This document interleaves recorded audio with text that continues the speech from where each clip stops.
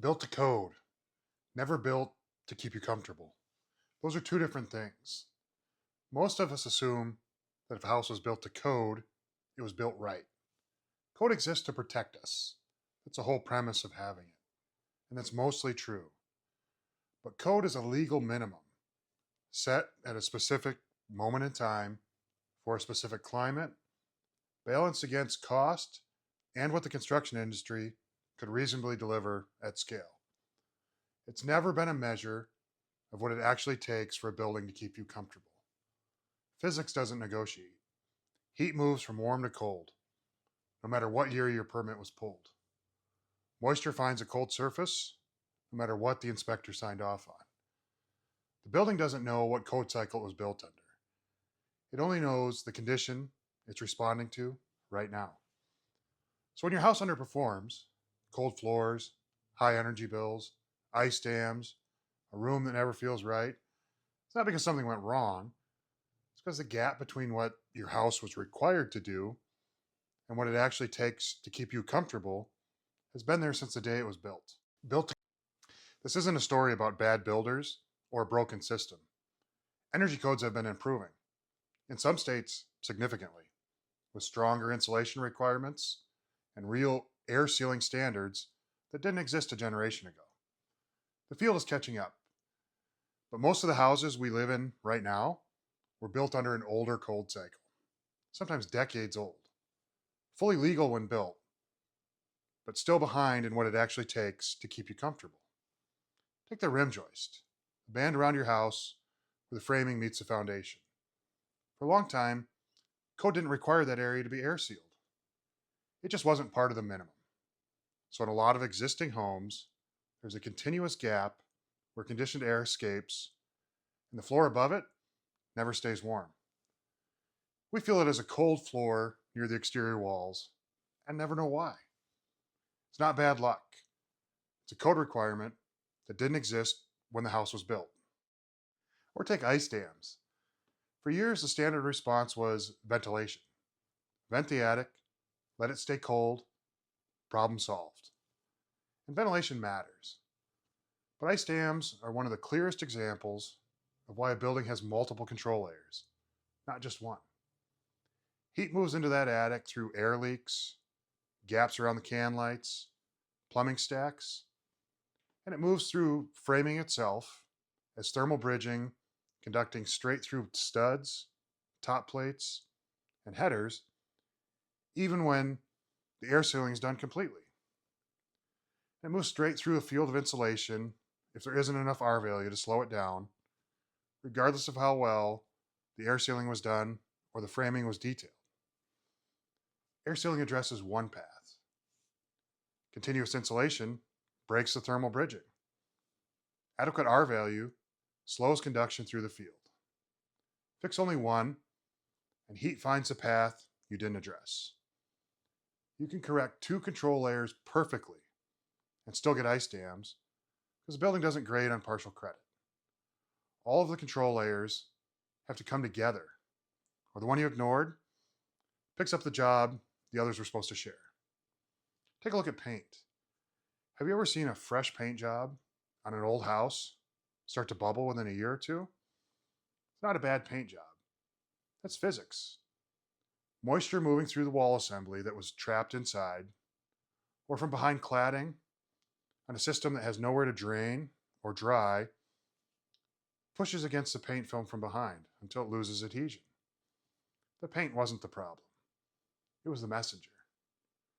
It's the same reason a rain screen, that small gap behind your siding that lets water drain and lets the assembly dry, matters more than almost any other detail in how well a wall performs over time. Code rarely requires it. Physics has always rewarded it. None of this is something a homeowner did wrong. You didn't write the code your house was built under. You didn't decide what the minimum would be the year your house went up. You're just living with the conditions of a building that was built to a standard that's since moved on without it. This is why a brand new house, 2 doors down, can feel completely different from yours, even in the same climate, even if the house is a similar size.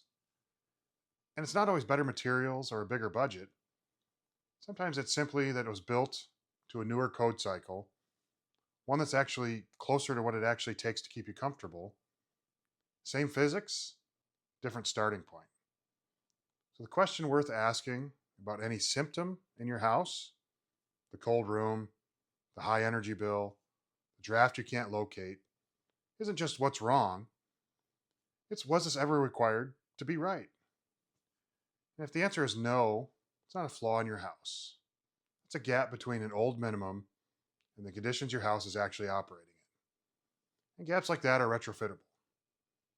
Air sealing, targeted insulation, addressing the specific condition rather than guessing at a fix. Some jurisdictions are closing that gap. Stronger codes, better enforcement, real air sealing requirements that didn't exist a generation ago. But most of the housing stock we're living in right now was built before any of that applied. Even where codes are improving, the standard you require for your own house doesn't have to wait for the next code cycle to catch up. You get to decide what comfortable means for the people living in your house. And the improvements don't have to be a full deep energy retrofit to matter. The rim joist is a good example. It's one of the highest return air sealing opportunities in an existing house. And if your house has a basement, it's easily accessible and relatively straightforward. A few hours, some high performing air sealing tape or membrane products that are increasingly easy to work with, paired with a layer of rigid insulation, and you've addressed one of the most consistent comfort and energy gaps in the older housing stock. The same work in a crawl space is a different conversation. Access, conditions, and detailing all get more complicated there. But the principle's the same. Targeted improvements that address the actual condition cost a fraction of guessing at a fix. And they perform significantly better too. Your house was built to the rules of its time. Those rules were never designed to guarantee your comfort, just to meet a minimum that made sense at the moment they were written. Good news is the gap between that minimum and what it actually takes to keep you comfortable has a name. And once you can name it, you can close it. Not by throwing money at whatever sounds right and seeing what sticks. That's expensive and how you end up paying twice. But by identifying which control layer is missing and addressing that one. That's how you get better results for less money because a fix matches the condition instead of just a guess. Code will keep changing. The specific requirements at the time of this video will be out of date sometime too. That's not a flaw. That's just how the building code works. What doesn't change is the question. Not what's the minimum, but what does it actually take to keep the people in this house comfortable? That's what building science is for.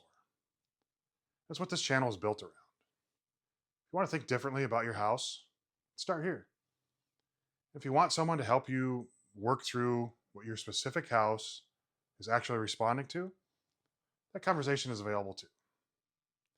Building science explains it. Applied correctly, it fixes it.